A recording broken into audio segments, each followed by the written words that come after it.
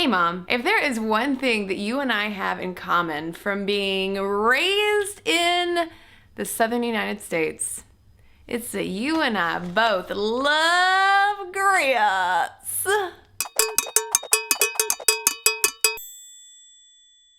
For people who don't know, it's just hominy, right? It's just ground up hominy. What's hominy? Anyone knows that. It's just corn endosperm. The tissue in a corn kernel that's around the seed. That's what you call the hominy. Then you grind up the hominy and then you have a grit. And then you take your grits and you put it in a bowl with some water and some salt and then you boil it. And then you have a delicious breakfast. And truth be told, Mom, you be proud of me because what did I eat for breakfast this morning? I had some grits. And I'm still full from my grits. It has taken me through the day. Some people think that the term grit was derived out of the Middle English word for coarse, but that is unconfirmed, so don't go spreading it around. And Americans have been eating grits since the very first colonists arrived. In 1607, in fact, Jamestown colonists are known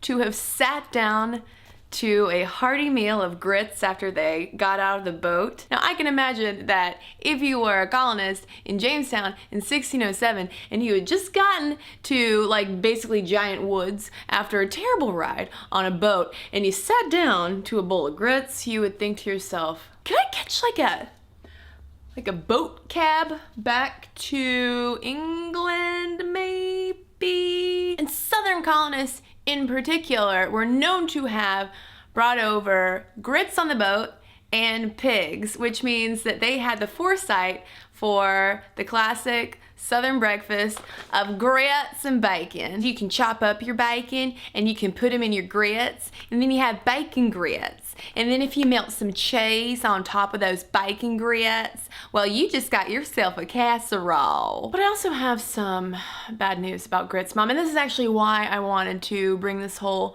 grit thing up as one grit lover to another. Grits are actually downright terrible for us.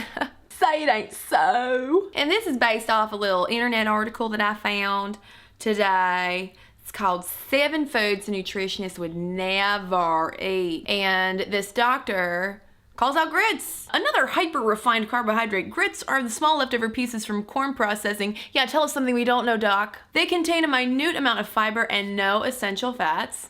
Sounds good so far. Their flavor is lacking, whoa, and thus butter and heavy cream are used to make them palatable, bringing together the blood vessel destroying unholy marriage of simple carbohydrates and saturated fat.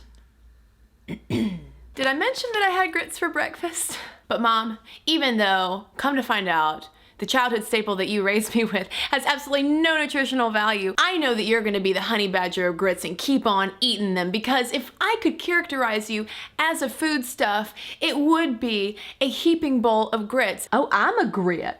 Grit stands for girls raised in the South. Because you embody the good parts of Southern culture, which is part of why I love you. Whenever I'm in the grocery store, and I see grits, I think of you. So keep on eating grits, Mom. I'm gonna keep eating grits, because you know what?